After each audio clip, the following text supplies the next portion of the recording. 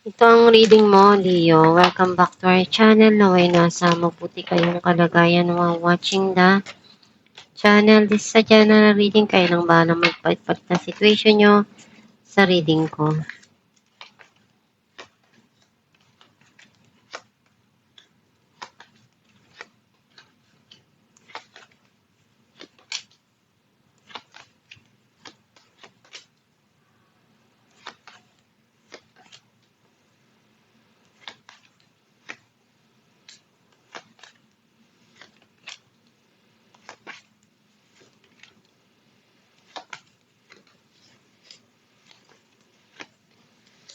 At the bottom of the deck, Judgment. I feel like kung ano yung desisyon na ginawa mo before, lahat ng yon dumarating na yung outcome sa'yo ngayon or dumarating na yung resulta sa mga ginawa mo before. Ang mensahe ng card mo, andun yung passion mo sa mga pangarap mo, sa mga ginagawa mo, at kung ano yung kaya mo, binibigay mo lahat para makuha mo yung goal mo. Kung ano yung pagkukulang, ikaw na yung nagpupuno. Some of you, andun yung pagmamahala ng dalawang tao na parehong pinupunuan kung ano yung kaya na ibigay sa isa't isa.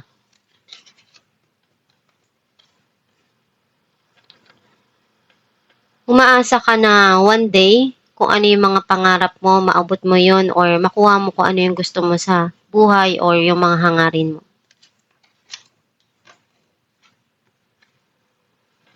Nagkaroon na ng end of cycle yung mga nangyari sa nakaraan and ngayon may darating na new cycle para sa'yo, which is andoon yung masaya ka dahil nagiging maayos at mapayapa yung mga nangyayari at dumarating sa buhay mo. May minamanifest ka na financial blessing na dumating sa'yo or may blessing na darating sa'yo. Andun yung pagmamahal ng tao na to na gusto niyang ipakita sa'yo.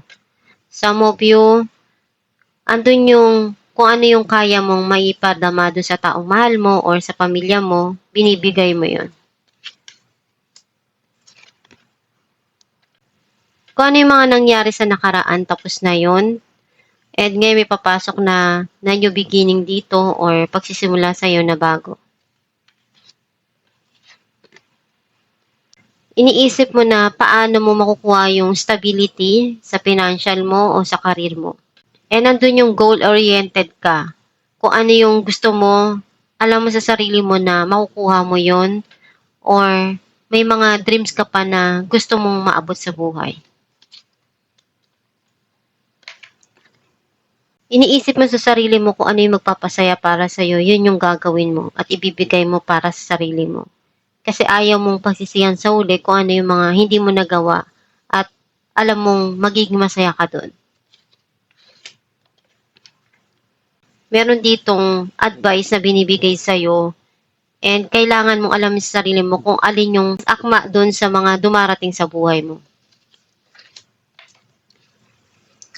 Meron ditong cheating or lies. Some of you running away doon sa situation or doon sa mga nangyayari ngayon sa buhay mo.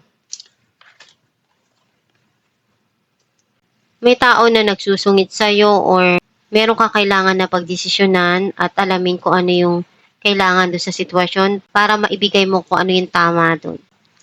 Clarify natin ang King of Wands.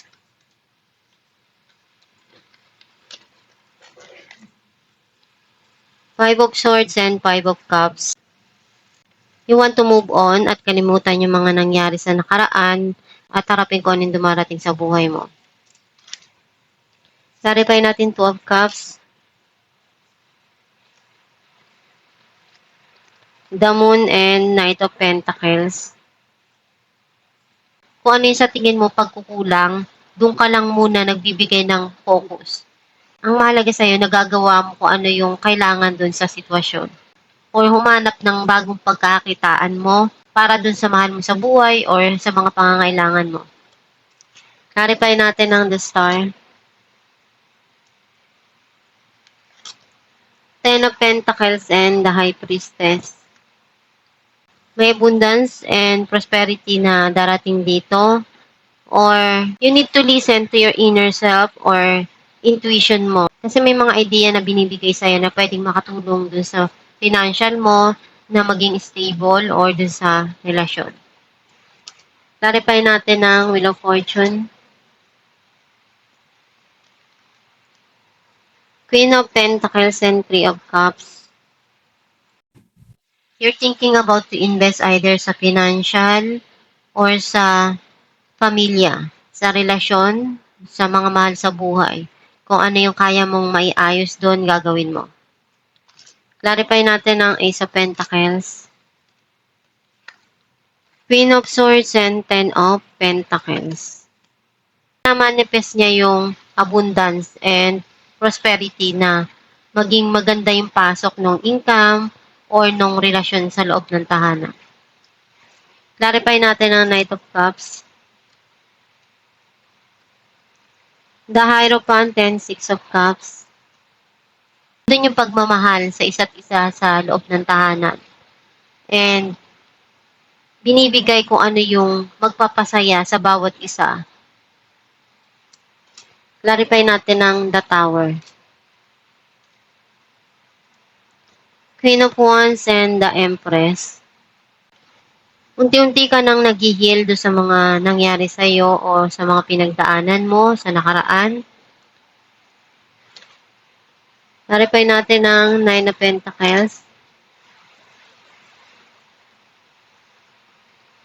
Two of Wands and Four of Cups. Marami ka pang plano na gusto mong mangyari sa buhay mo, especially sa kinabukasan mo. And may darating dito na offer para sa'yo na magiging masaya ka dahil yun din nag-grow yung financial or yung career mo.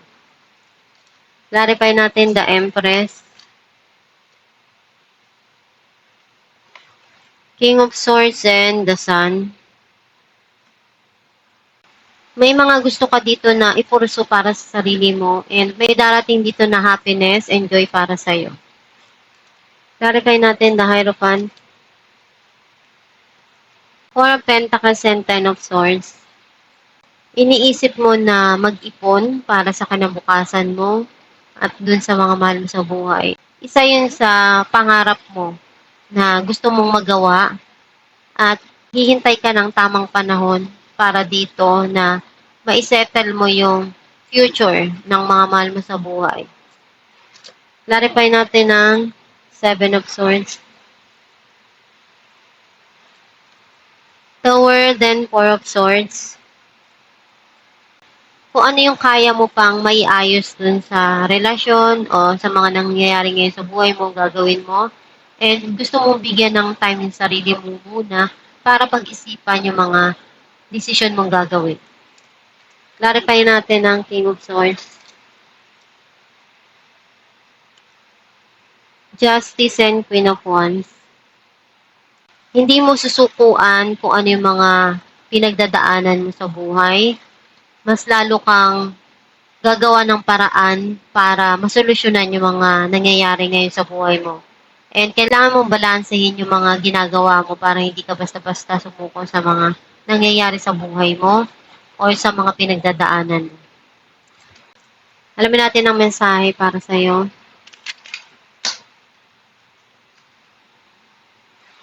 True manifestations are powered by service and love. Ang mensahe para sa'yo na kung ano yung minamanifest mo, yun din yung darating sa'yo.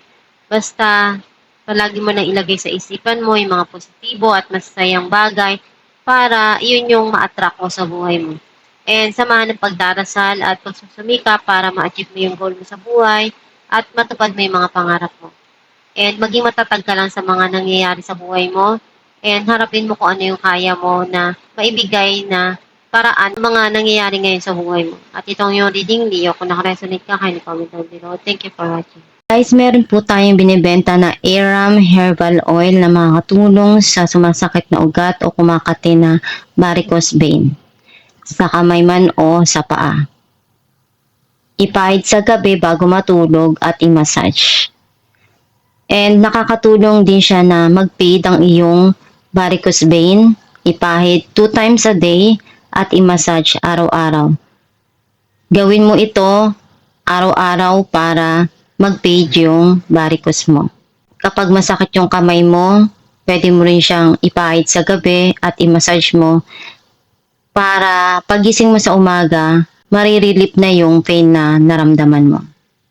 Pwede kayong umorder sa Shopee or sa Facebook. Meron po tayo dong page na Star Shines.